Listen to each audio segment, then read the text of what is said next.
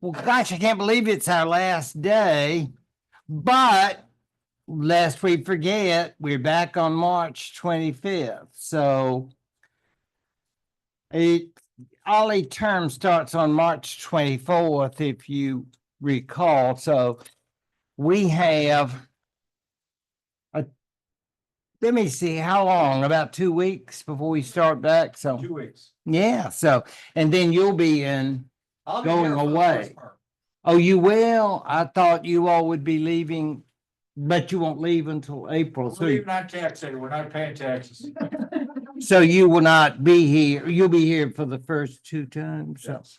But yes, so Frank and Linda are going to have a wonderful trip and much better time they did Simon de Montfort, if I can use that as a segue.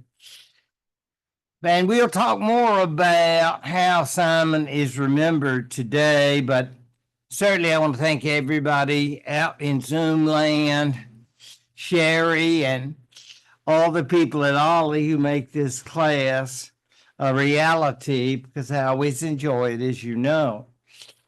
So this is, as I've indicated to you before, an illustration of him, which is now found in the U.S. House of Representatives because of his significance. I'm not sure how many tourists in Washington are aware of his significance, but you do. And it is very, very important as we go back to this Treaty of Paris. I want to indicate that if kings had stress levels and all of that, as we talk about today, Henry had many reasons to have great stress. Let's think about families. Boy, did he have a lot of people to take care of.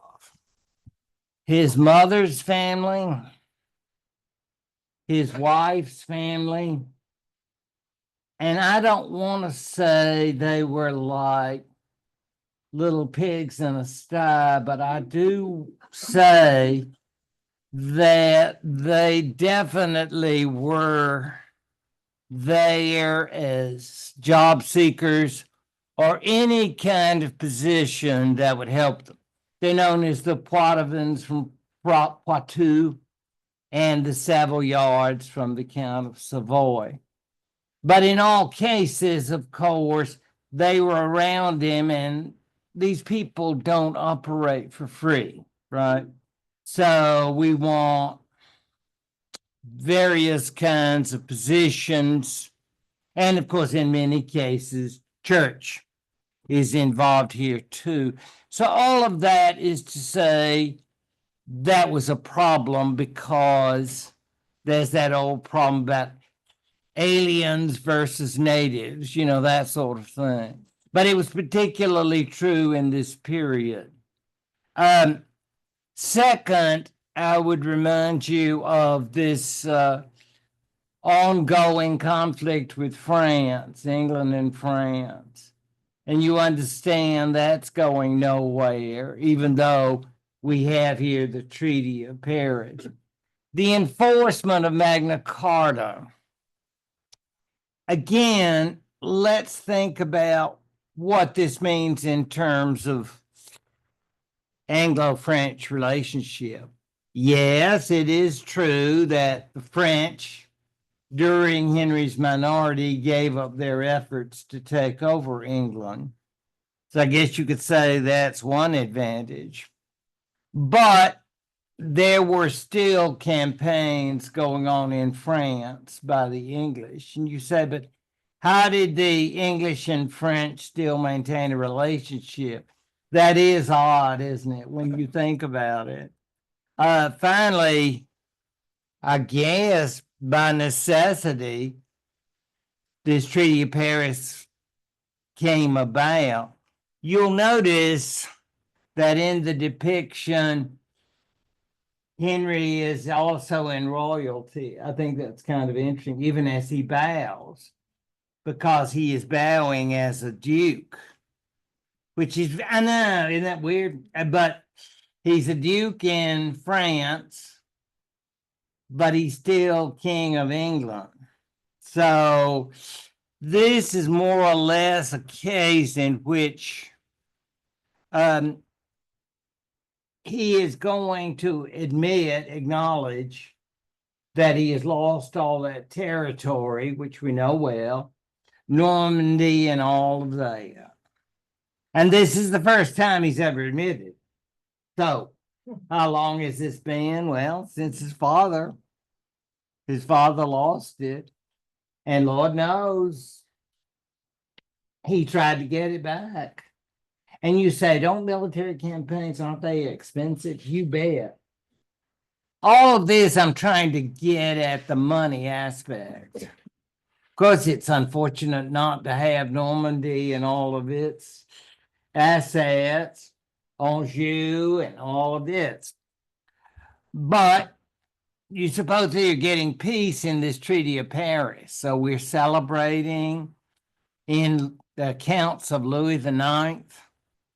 It's always about this most Christian king proclaims that through his Treaty of Paris, my dear brother with whom we're at war, and now we love each other like brothers should.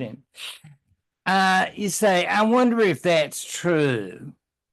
Well, it sounds mighty nice. I'll leave it at that. But I don't want to say anything ugly about Louis IX's biographer, but there is a great deal of thought. I mean, you do have Henry acknowledging his losses.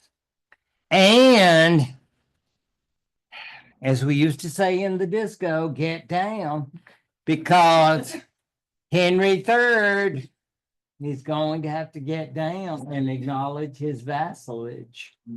And that's a little hurtful.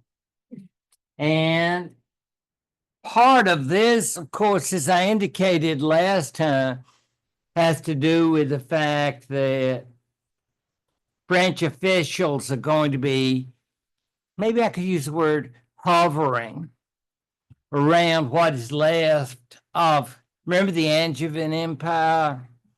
And we've nibbled away all the rest of it, yum, yum.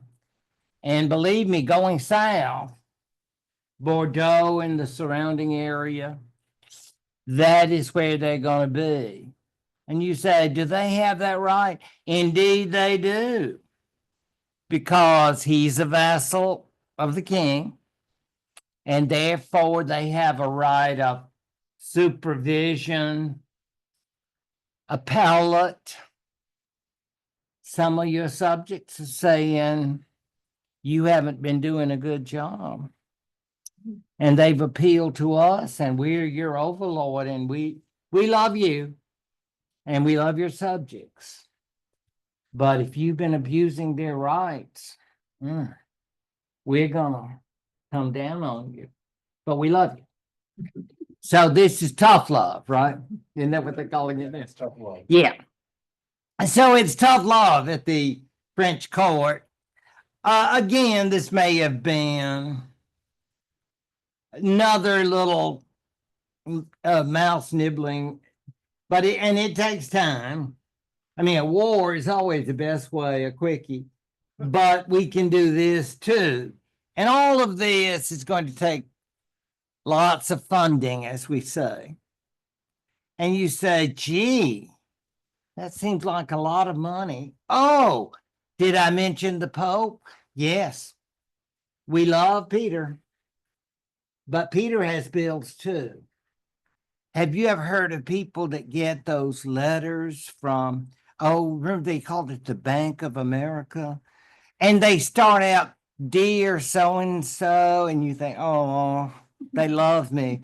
But they don't. The letter can be somewhat harsh. I know they don't mean to be. But again, it's all about that tough love. And that, of course, is what Henry was getting.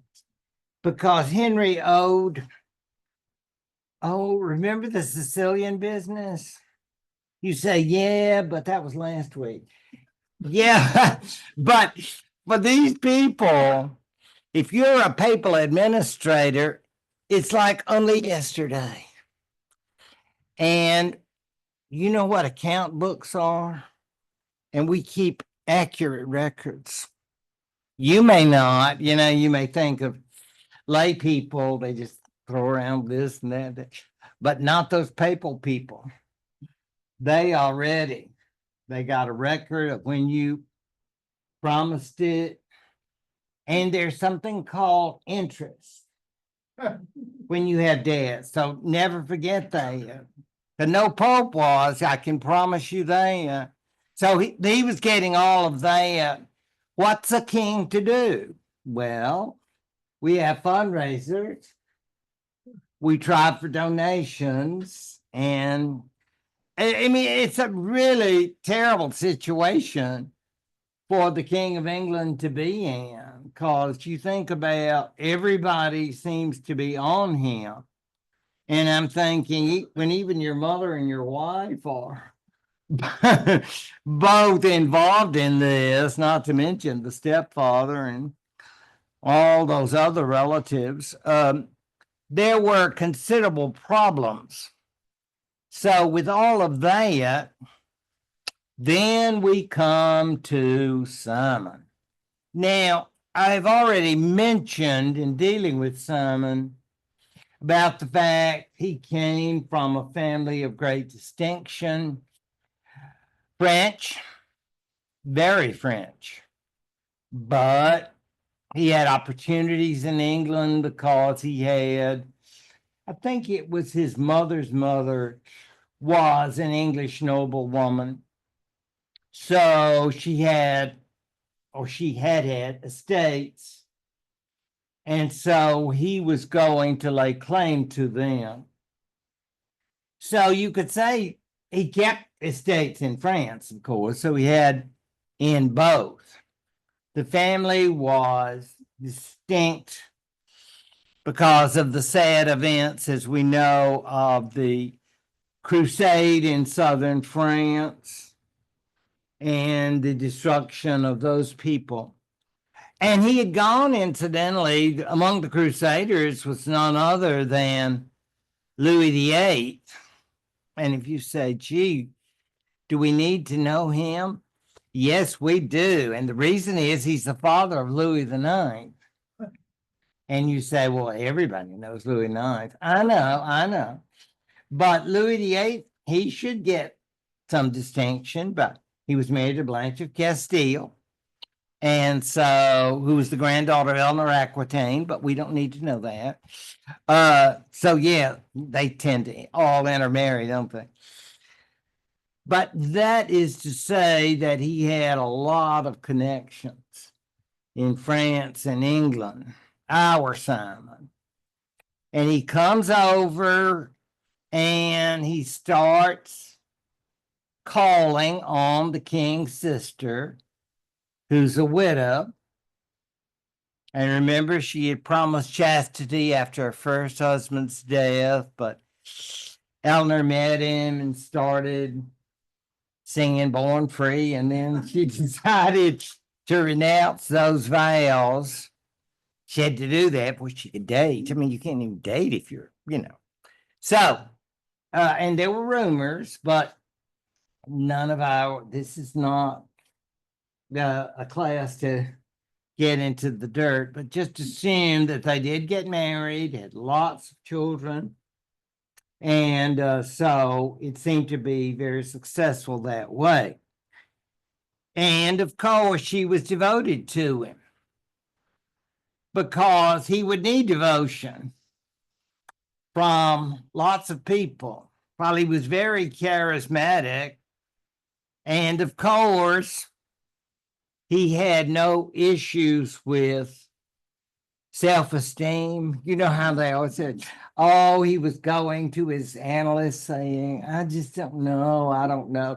No, he was fine. Thank you very much.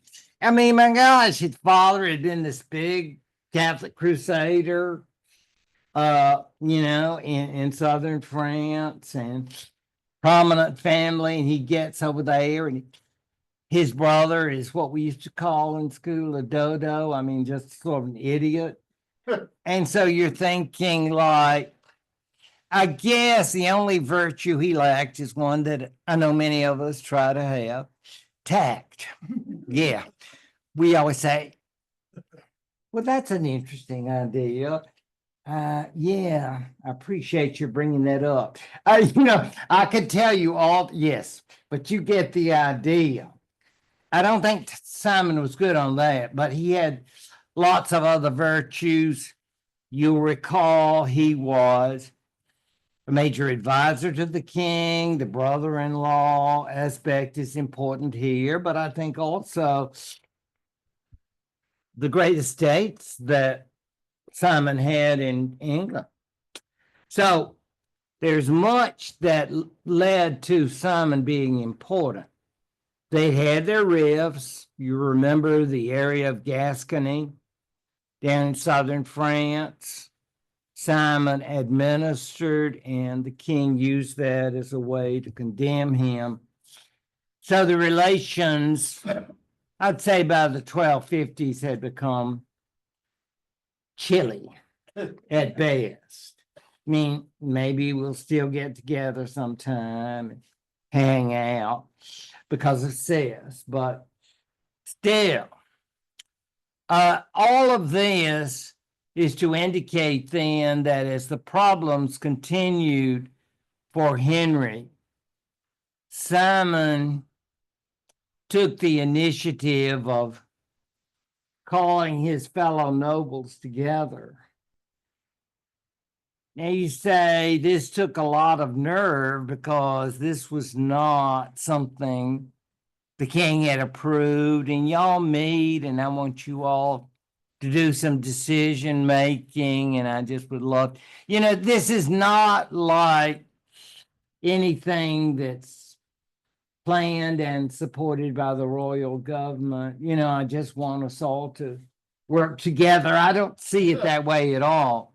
But it's not a total rebellion at first. They just meet and say, well, this is a problem and that's a problem.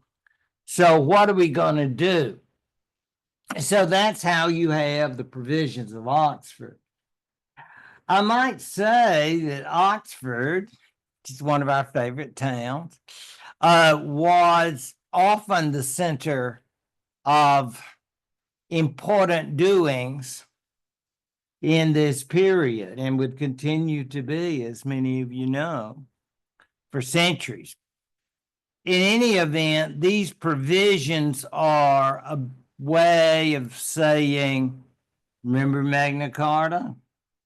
Now we're going to put this in place. There are various provisions that have to do with appointments of royal officials and would have the effect, which they wanted, of curbing royal authority. We'll always be here. You got a friend. I mean, it's like, because you're the king, but all of us, we are part of the royal government. And you say, gee, that sounds like something ministers would have said to Elizabeth or Charles now. But let's face it, times are different, right? So in this, Henry is like, are you kidding me? It's not, Henry doesn't want to hear about any provisions of Oxford. I say he's pious, but they're saying this is not right. How dare you do things? Yeah, you definitely think Simon and Eleanor are not going to get an invitation to the royal house anytime soon, because these provisions of Oxford are infuriating, because all of these are going to be major barons, maybe some bishops, and of course, they tend to be a fluid group, meaning the members of the group sometimes are not, shall you say, permanent or tenured, they're flitty. They sometimes support this, and sometimes the royal people can get them back on Henry's side. So, but not Simon. Simon and his crew are there, and they're determined, because this has gotten to the point that I don't know if he ever said it to his face, but he considered the king, well, how about dolt? That's not nice to say to somebody. I would never call anybody a dolt, but I would just say they are not really fit for this particular position. How about that? And that's the way he viewed his brother-in-law, King Henry.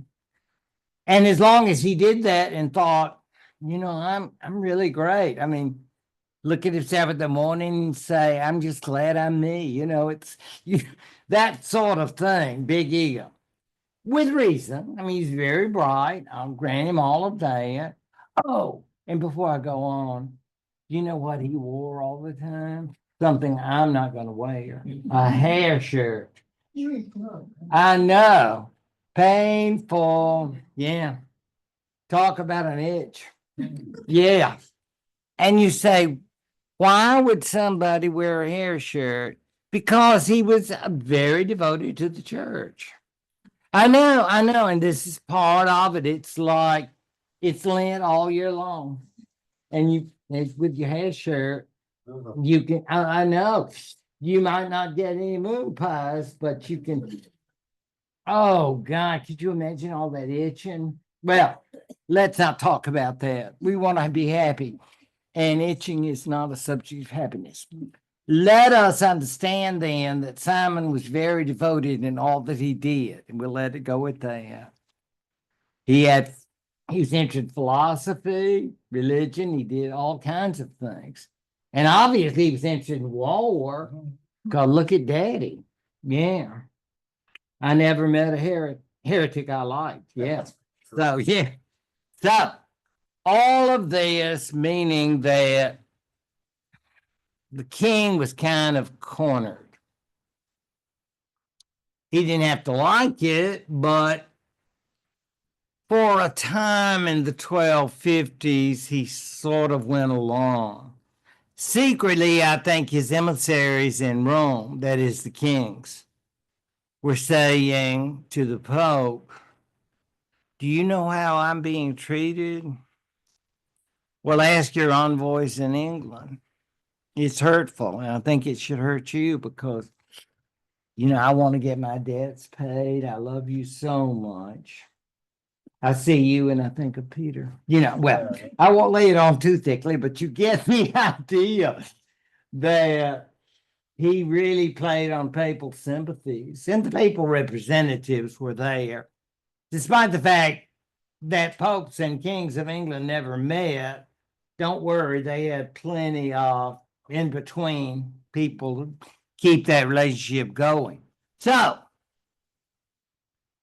the Pope basically absolved him the same way that Innocent absolved King John of Magna Carta.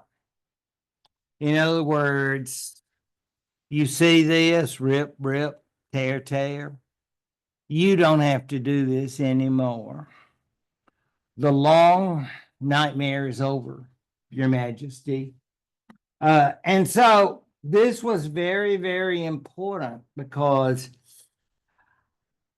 while the nobles didn't like it one little bit, you can only imagine, especially a Simon who is so devoted to the church. And so was Henry.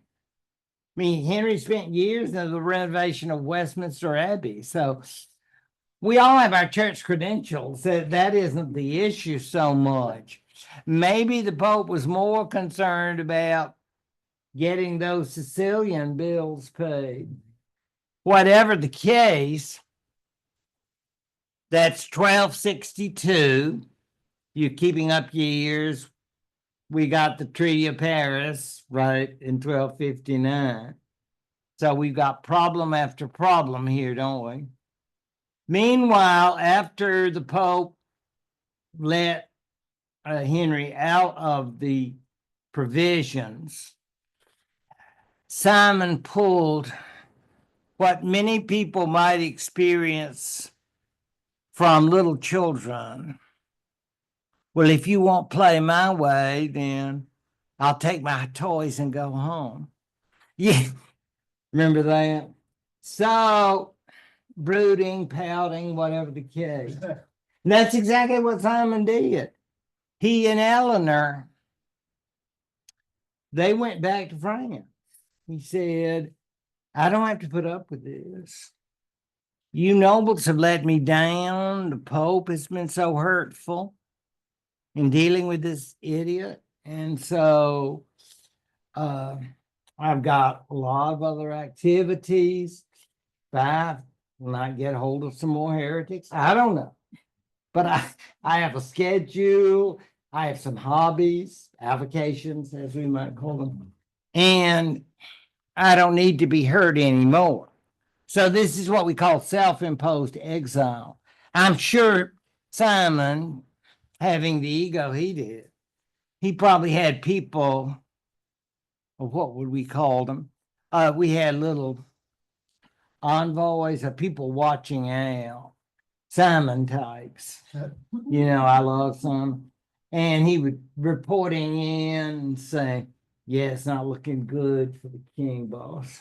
That kind of thing. So how long did it last? Few months. You deal with the pain and you say, I can get through this. I'm sure that Simon didn't stay down too long when he was ready to go back. And he was willing to go back because of his old buddy, Louis IX. Louis IX, as I've said, goes back to Louis VIII.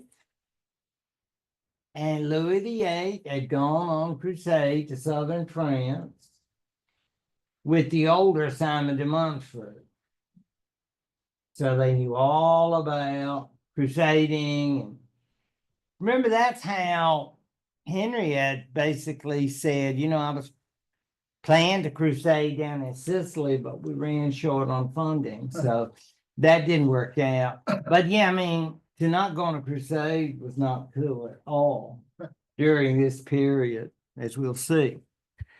But in any event, the idea is Simon had probably made appeals to Louis while he was in France. Now, that's a speculation on my part. But maybe he went to the French court and said, I love you, Louis. You're such a wonderful king. Of course, then everybody knew that. And then he said, but my other lord, my brother-in-law, is not a very good king. So he needs some curbs. He needs some limitations. He needs a lot of counseling, a lot of advice. I suspect Simon thought that he was going to have Louis's help. He got a big old surprise. The mise, which means a kind of legal decree, was made by King Louis because King Louis basically, as being the lord of all these folks, he's sort of going to be the arbiter. So the idea being that we all love Louis. Who doesn't think Louis is I heart Louis, that kind of thing. Because we're married to sisters. No trees today. This is a time of happiness without trees. But remember, these were all daughters of the Dukes of Savoy. So all of this, Simon thought would call in Henry and say, I love you like a brother. We're married to sisters. We hunt together. We have good times. We pray together. And Kings of England still spend a lot of time in France, both on business and pleasure. So you would think all of this is going to mean something that Louis understood, that Henry was not the brightest and most effective king and needed a lot of help. Simon had done all he could. But in this Mise of Amiens, which is a northern French city, where he made this proclamation, you might say, Henry, or I should say, Simon, was very surprised when Louis said there can be no limitations on the authority of a king. And let's see, should I say that Simon was vexed? Or I could say irritated. I'm thinking of more vulgar terminology, but this is a very polite, genteel group. So I would not use terms like that in your presence. So maddened, irritated, so many words come to mind. But he was furious. And this Mies is fascinating because I'm sure the Pope agreed that the king, other than, of course, St. Peter, was absolute in terms of his authority. And so the idea of the provisions of Oxford are just unthinkable. So what you gonna do? Well, don't get mad, get even, or you do something to the contrary. And so it will happen that there will be warfare of sorts. Now, I might add, we're not in the 17th century, and I don't think of Simon as any early Oliver Cromwell. No. Because this is largely among monarchs and nobles. As we will see, I think the well-to-do non-nobles of the society will become involved. But when we go to the place called Luz, and I think you can see that, and let me show it to you. See the map, and you see, and many of you way down here, many of you have been here, like the Atlantic City of England, Brighton, some of you been there. Eastbourne, there's Hastings, all of these places. But this is Luz.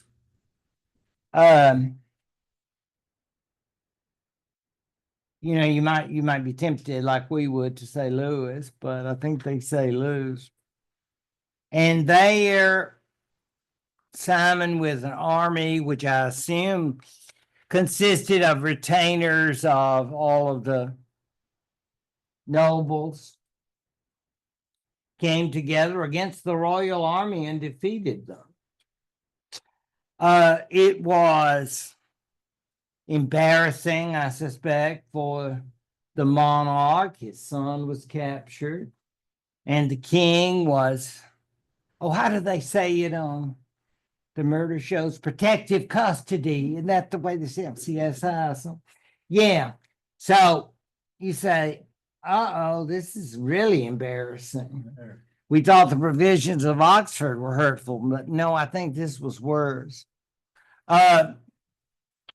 So there are, you see it Luz and places of that sort.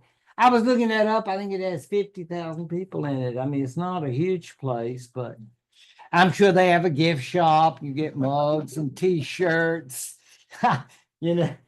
My mom went to Luz and I got all I got was a T-shirt, that kind of thing. But I'm sure this would be, for all Simon de Montfort people, this would be a place you'd want to go, groupies, and you could hang out, meet more Simon people, because I'm sure this would be very, very interesting indeed. So during a period, look at this, 64 to 65. I don't know about you, but 1 year is nothing nowadays. I mean, it's like, was that 12? Was that 13? I don't, they all go together, don't they? But in this case, that's the short time that the king is in, as I say, protective custody. And Edward is in, I would even go so far as to say detention, although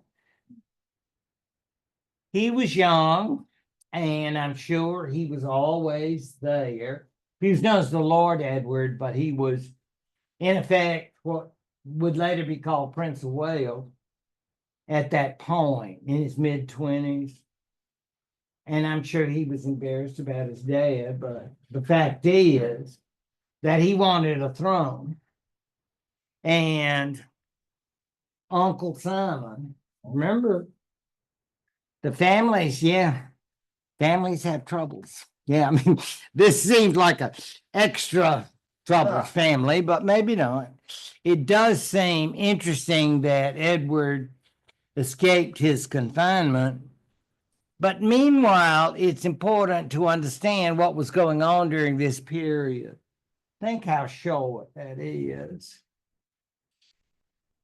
May 64 to August of 65.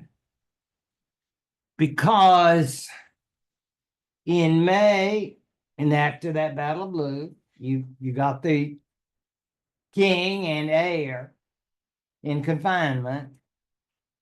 So what is the government? Well, it seems to me, I don't think this is any kind of fascist thing. I said, I would definitely not compare Simon de Montfort to Mussolini or something. He had a king to deal with.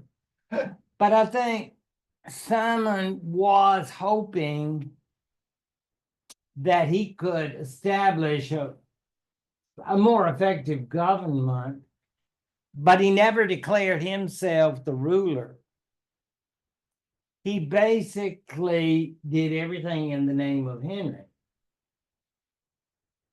Well, of course, Henry really had nothing to say about it, but the monarchy, or that idea of authority, was preserved. Did Simon attempt to reform in the belief that when the time was right, he would give freedom to the king and his son? Who knows? But all we do know is that from this spring of 1264, Simon had nothing but problems. In that way, we could compare him to Oliver Cromwell, because we all know when folks get into these ruling coalitions, there's some real big egos. And people have a hard time in what I would call working together smoothly and saying, well, that's an interesting view. All in favor say, yeah. I mean, that doesn't happen in real life, and it certainly didn't now. What is interesting to us in all of this is the fact that Simon tried to create what I would call more of a consensus.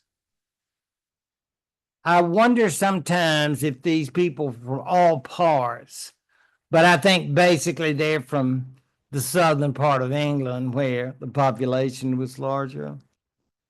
Whatever the case, it wasn't just the great nobles. And some people consider this the first experiment in representative government. He brought in people that we would consider now to be burgesses, from the term bourgeois, meaning they were the rich folks in the towns, and there were quite a few. Go London, you could take the train, but there was not a lot of distance. And why were they there? Because they were there because I think Simon wanted perhaps more support for the ideas that he planned on at that time. I keep saying he didn't mean to do it as an absolute ruler, but of course, I think anybody who's aware of this understands his authority. He even had 5 bishops on his side. They were pretty brave souls because bishops were supposed to be loyal to a king. And I imagine they were on the bad list for any kind of papal friendship when the Pope found out that they had come out for Simon. Because isn't that weird though? When you think about here, Simon putting on that itchy shirt. Yeah, I know. Hate to bring it up, but I just wanted to see that face. Anyway, when the idea being, and Simon is going to hell in a handbasket, right? Yeah, the Pope has anything to do with it. So he's fighting against the king, but you got burgesses and then you have knights. These individuals are basically the individuals that will be in subsequent centuries the holders of great estates, the sort of pipe smoking gentleman, holding the manor and walking about, oh, I say, and all of that. That's our image of that. You say, but what of the peasants? Well, they're at home. They have a list Work to of, do. yeah.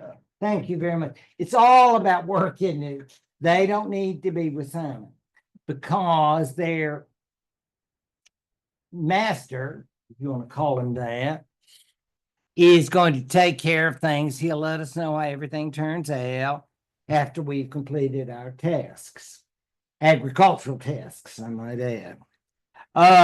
Didn't have John Deere back then, right? So all of this is to say that the community of the realm was represented, they say, by these groups.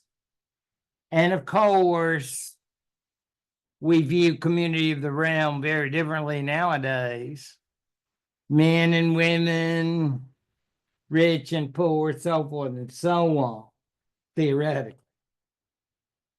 That everybody has somebody in this circle of authority who is concerned with one's own needs and wants from government. I hope that's clear because that is what was meant by community of the realm. I'm sure these burgesses, for all their money, were quite humbled to be in such a group of august people. In other words, this is not something that customarily went on. They didn't get asked to the better parties. They didn't expect, oh gosh, well, we got to come to this. We'll probably be on the Christmas card list and get to go to the parties. Had eggnog with Lord Plushbottom. No. I mean, this is all about just being there for, I'd almost say ceremonial purposes. I'm not sure we actually ready for them to talk so much. It's, oh, that sounds like a real good idea. You like to be agreeable and you don't want to fuss because you want everybody to get along. And of course, Simon was still in charge. During this period, 1264 to 1265, I'm not altogether sure that we don't see a lot of, shall we call it, change.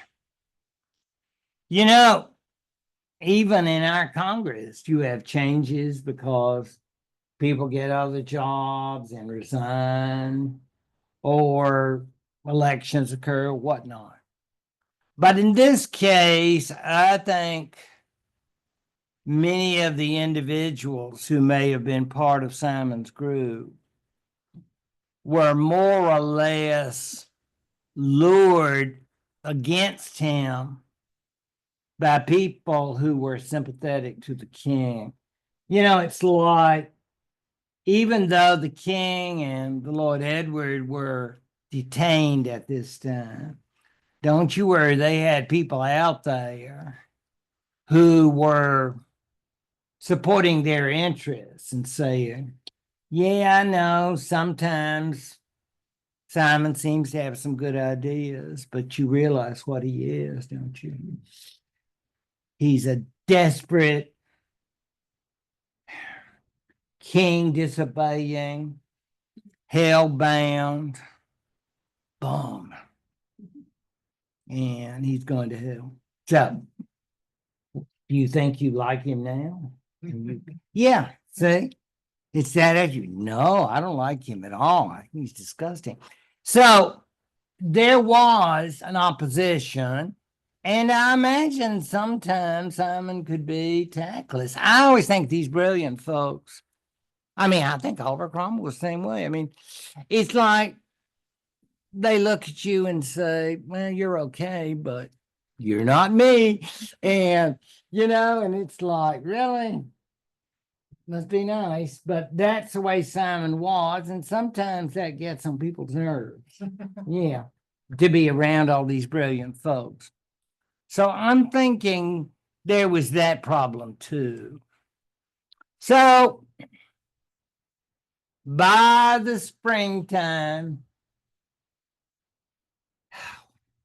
remember the old song, the party's over. It's time to call it a day. I won't sing. But you get that idea clearly. You say, well, it seems so great during the fall of 64. I know. Time flies when you're having a good time, but it's very much ephemeral. You even wonder when I talk about the areas that these people were from, these who were associated in that advisory council with Simon, they were probably all down south. And there are, more and more people who had been associated with Simon who thought, I'd call their support tenuous.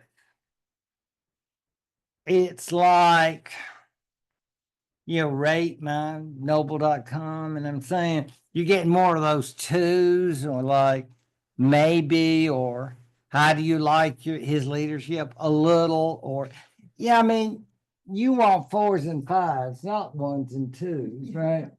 So it's going down, and first Edward made his escape, the Lord Edward, as he's known, and basically his father was probably in his early 60s, which we consider young now. But in that day, he was already being referred to as senile.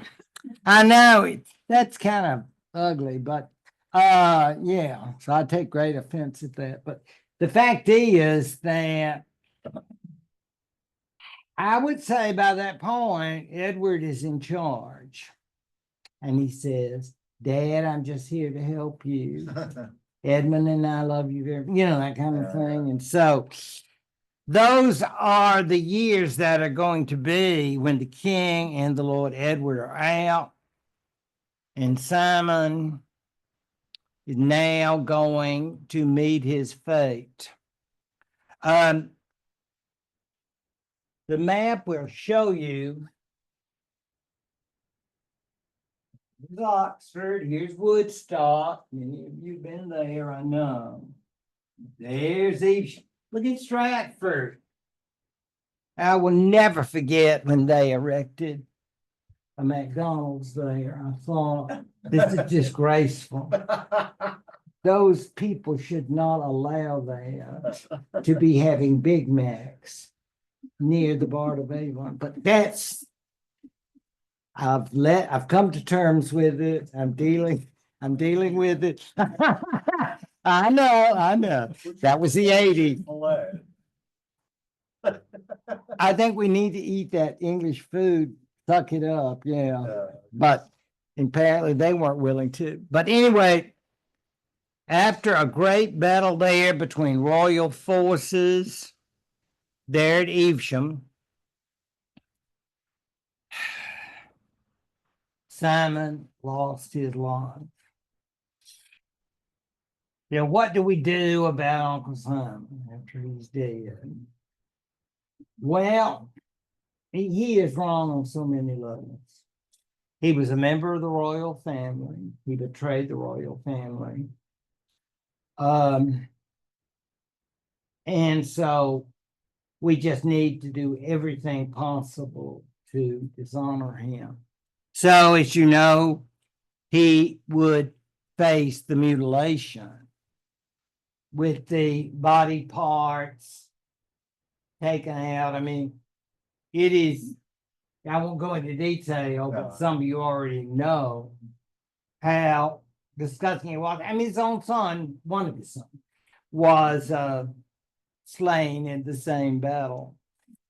Now, what is very interesting is to think about these monks. Monks can be busy little people. You think all they do is copy manuscripts. Well, sometimes they get outside. I don't mean R&R so much as I mean they're looking for projects. And you think, what kind of project can that be after Evesham? We all know about relics. And you think, who would want relics? Well, lots of people. You heard about eBay, haven't you? I mean, we all think about having the relics. So believe it or not, according to accounts that I've read, the monks will gather his parts and it will become a very good, fundraiser. Yeah. So advancement for the abbey. That old Henry VIII took care of that later on. Oh, you're right. Another ugly story. But this one is very interesting. Now, what is particularly interesting to me is that even when you get the relics together and everybody is saying, you can see the relics, they'll be on display, maybe 10 to 4, stop by and leave a love offering. And we used to have postcards back then, and you could have sent one. But guess what happens as a result of this? A cult of Simon gets started. Yeah. People began, I don't know if they were whispering it, because I don't think you'd want to say anything in front of Edward. But maybe they're saying, Simon was a wonderful person. Well, if you said that at the court, they would chop your head off, or worse. And you say, what's worse? Some of the things they did to Simon, another story. In any event, these groups sort of said, yeah, he was good. He wanted to help us. He loved us. Yeah. The next thing you have is the cult. It's an interesting, I don't mean to think, didn't you talk about that in the 70s and 80s when people would form cults, but I don't mean anything necessarily like that. But there are poems and other writings about this. And I guess there are many figures. You need to die first to get to be the center of a cult. You can start it while you're still breathing, but I think it really helps to get killed. So you can be a martyr, and then people can look at your parts, and it's each to his own. But anyway, you can stop by Evesham and say, why would I do that? Yeah, that's kind of nasty. Before and after. Yeah. So, I didn't even like when I had to take zoology. So, yeah. But you can see different parts. Not pretty. And I guess they put them together again, those monks, for the purpose of showing them. But You say, I wouldn't want to be on that particular monastic detail. I'd say I'll do the inventory or maybe collect up when the people stop by and want to get some mementos. I mean, you got only so much time. You can't say, well, you can just hang out indefinitely. No, I mean, we need, we got money to raise here. So, and there are a lot of people who want to come and see this. Isn't that pretty? And think how many years ago this was. 60? Yeah. 1965. All that time has passed. And now you say, what's that in the background? Well, I can assure you it's not the home of monks, right? It's Church of England, which I think is so ironic when you think about Simon de Montfort. He would say, oh, how lovely to have religious dissenters. Let us all be as one. No, I'm not sure about that, but we don't want to take people from one era and try to bring them to another, like the Lutherans. Yeah. I mean, this is just not going to do. But this particular memorial was created in 1965, and I'm sure I wasn't very interested in 1965 in Simon de Montfort and his doings. But it appears that at that time, a great deal of interest came about on the part of certain people in the British government. And guess who they were? They were the Speaker of the House of Commons and the Archbishop of Canterbury. That's right.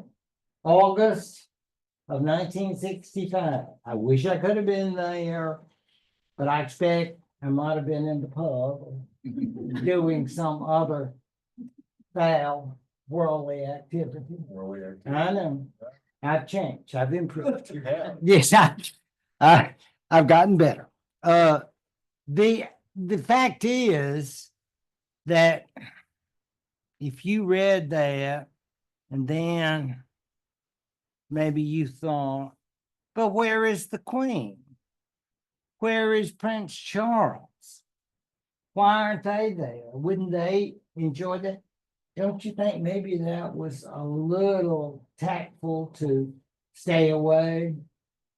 That it's not like we just loved Uncle Simon and we miss him so from all that hundreds of years back. I find it very interesting, though, that the royal family was not represented at this particular ceremony, because from what I understand, it was a very big do there. And you ask anybody from there who is selling you souvenirs, because there's, oh yeah. So, yeah, I'm not into the tourism industry, but I'm just telling you, if you say, do you have any mugs or other items that I could get for my Simon de Montfort friends at home? Yeah, that sort of thing. So the image of that idea as the founder of representative institutions, which may be overdone a bit, lives on, at least at Evesham and perhaps in Washington, D.C. as well. But this was very, very interesting, especially the Archbishop of Canterbury, considering the Church of England. And you think, was he, Simon, comfortable with religious dissent? I don't think so. You ask heretics and Jewish people about that if you think I'm teasing. I don't think so. But hey, it was the idea. He was an important person. And so now we are not going to say anything ugly. We're just going to say we are thankful for all he did. And we're sorry that there was some ugly talk, but Uncle Simon, we love you and we're glad we got all your parts together. It's good to have parts together. Yeah, I want mine. So what difference does he make? Well, Henry continues to rule, albeit in something of a fog. But Edward, it appears, as prince, felt the government would now be strong enough under his supervision, which is very interesting. Think about it from 1265. And Henry III didn't die until 1272, but as far as I'm aware, he was a sort of nominal king.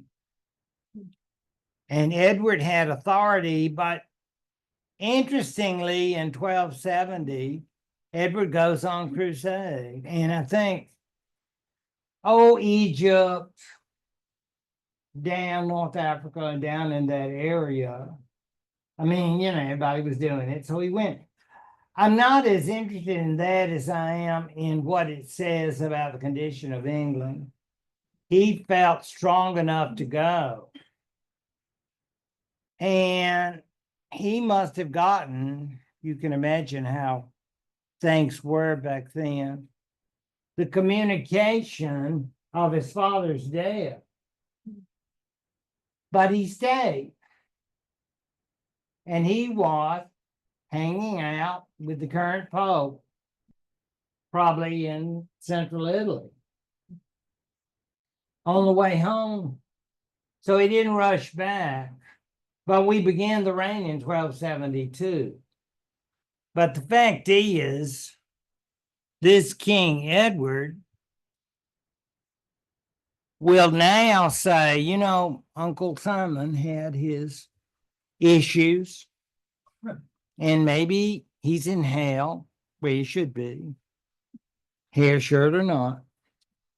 That ain't gonna help you when you damned dissenter against the king. May you burn. But all of that is to say that if there's anything worth saving from what Simon did, and that means calling people together to meet. Yes, I know you're thinking the filth of lucre. Yes, we do want financial opportunities.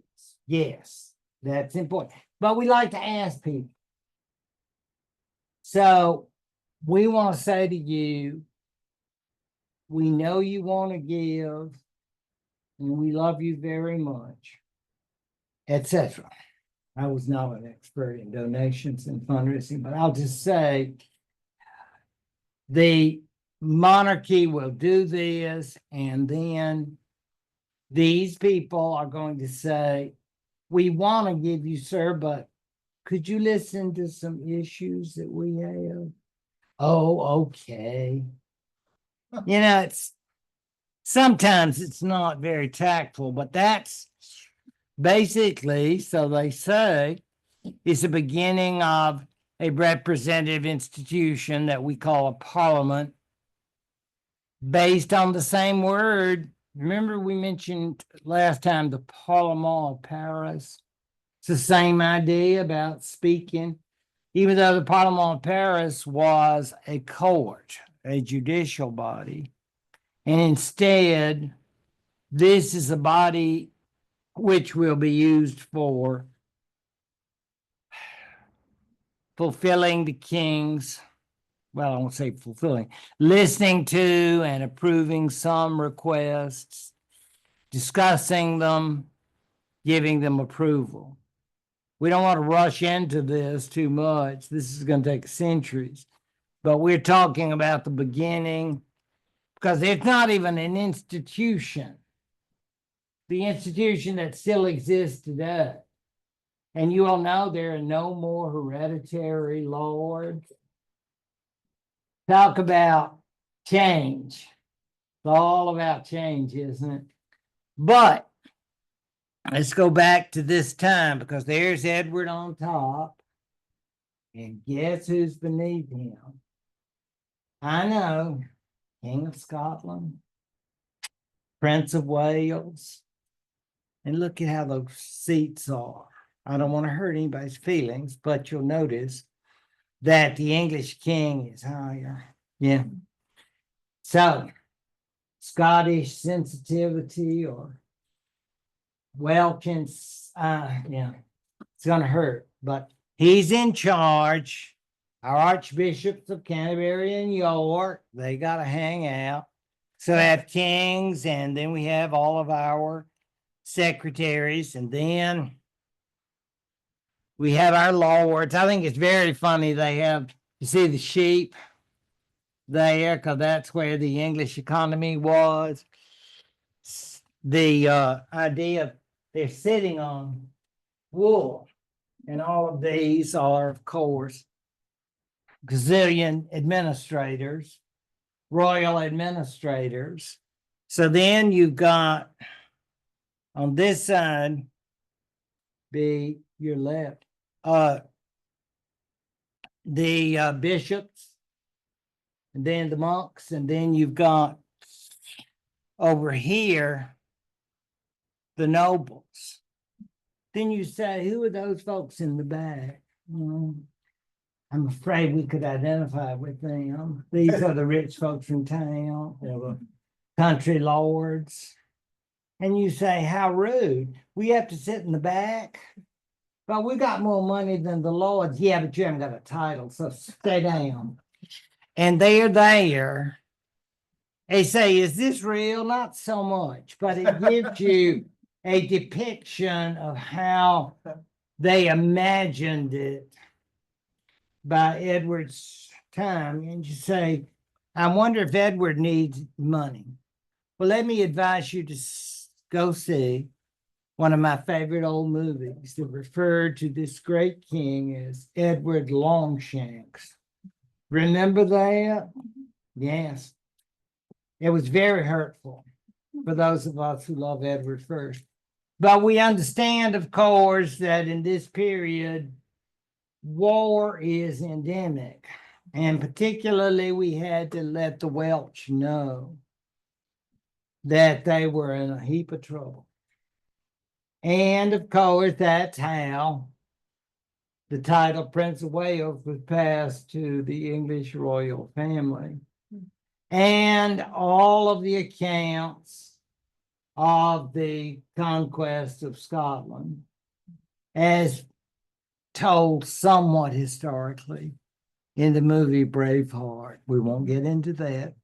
But all of that is to say we're doing a lot of fundraising.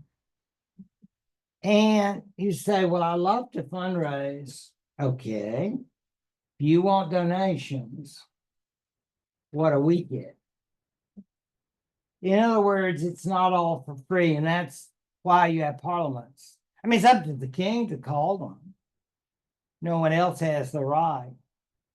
And we say, who's going to have to pay? Well, the church has plenty. Pant. Yeah. So they got to pay plenty. All of these groups then are asked to pay, what is it they say? Their fair share. Yeah. So all of that is going to be very essential to the growth of Parliament. In the spring, starting on, the term starts on the 24th, Yes, but this class will start on the 25th. We're starting with Edward first and going through all of this period to see about this growth, because he is justly considered one of the great rulers of medieval England, even though maybe some Scottish folks would not have the same high opinion of him. And we also understand that we have the issues of leaving France again, and basically most everything, and losing it during the time of the 14th century, Edward III. I believe we have 6 sessions. 6. So we're going to finish with a man I fondly call, although someone else had the title, Little Richard.